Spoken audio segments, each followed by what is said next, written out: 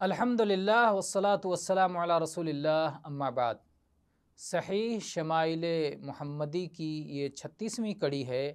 آج ہم رسول اللہ صلی اللہ علیہ وآلہ آلہ وسلم کی خوش طبعی سے متعلق گفتگو کریں گے۔ انس بن مالک رضی اللہ عنہ بیان کرتے ہیں کہ ایک بار نبی کریم صلی اللہ علیہ وسلم نے ان سے کہا، اے دو کان والے۔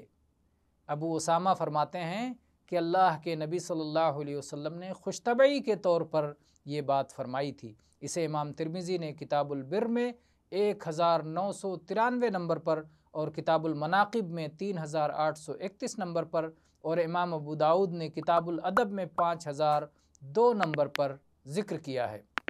واللہ تعالی اعلم والحمد للہ رب العالمین وصلی اللہ علی نبینا وسلم۔